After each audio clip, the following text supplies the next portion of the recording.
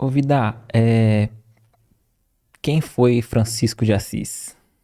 Olha, é incrível, né? Mas até hoje tem muita gente que não sabe quem é Francisco de Assis, embora ele seja um santo assim muito conhecido, muito amado, mas nem todos se aprofundam na história de Francisco, né? Sabem que é um santo, protetor dos animais e só, né? Mas Francisco, ele foi um jovem como qualquer outro, como eu, como você, né? E na sua época, ele era o rei da juventude, era um boêmio, né? Era ele quem, pela sua condição financeira, era ele quem bancava as festas, as serestas, né? As serenatas que se faziam nas portas das damas, né? Das donzelas. Então ele era muito amado e ele era um boêmio assim, né?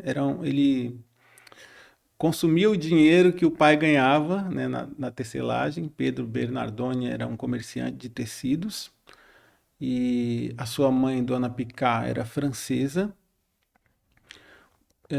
Por isso o nome Francisco, né, que vem. O pai era muito amante da cultura francesa, né, tanto que sua esposa vinha de lá e comercializava muitos tecidos da França. Então ele quis que o nome de Francisco fosse Francisco, que significa francesinho, né? Um francesinho pequeno, né? E um pequeno francês. E embora numa dessas viagens, quando Francisco nasceu, Pietro Bernardoni não estava em casa, estava a comércio, né? E a mãe colocou o nome dele de João, Giovanni, na verdade. E aí, quando o pai chegou, o pai falou assim: não, o nome do meu filho não vai ser João, não vai ser Giovanni, vai ser Francisco. Então, o filho é meu, o nome sou eu que dá. E a gente tinha como discutir, Então ele né? foi registrado como Giovanni, mas o pai sempre preferiu Sim, Francisco. sim.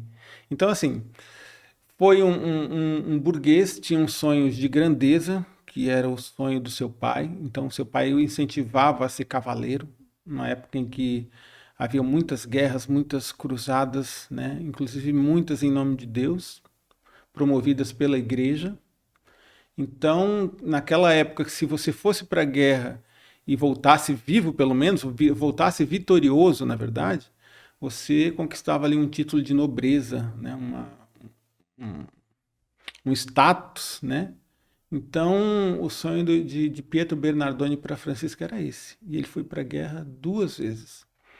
Na primeira, ele ficou prisioneiro e era costume nas cruzadas manter prisioneiros os ricos para que eles pudessem exigir resgate, né? Os pobres que eram presos, coitados, né? Não tinha muita esperança de sair vivo dos calabouços. Mas Francisco, como era um burguês, né? O pai pagou resgate e ele foi solto a primeira vez. Foi nessa primeira prisão, como refém, que ele leu a Bíblia, o Evangelho de Jesus, né? E consolava os seus amigos que estavam ali também presos junto com ele, que viviam reclamando da situação, e Francisco sempre alegre, né? Consolando eles através do Evangelho. E nisso ele já falou que um dia ele ia ser adorado como santo, né? Então, vindo dessa primeira cruzada, né? Voltou a fazer as mesmas coisas que fazia como uma pessoa comum, né? Ajudava o pai no comércio dos tecidos. Uma vez entrou um mendigo dentro do comércio e Francisco estava atendendo ali no balcão. Então ele estava intertido, mostrando o tecido para um cliente e entrou um mendigo pedindo ajuda, né? Mal cheiroso, provavelmente. E o primeiro impulso de Francisco foi de expulsar né? Aquela pessoa ali que estava incomodando, né? O seu comércio, a sua venda. Mas logo bateu aquele peso de consciência, né? Porque apesar dele ser rico, ele era uma pessoa boa. Francisco nunca foi uma pessoa ruim, né? Então, ele era misericordioso, ele tinha as suas qualidades, né?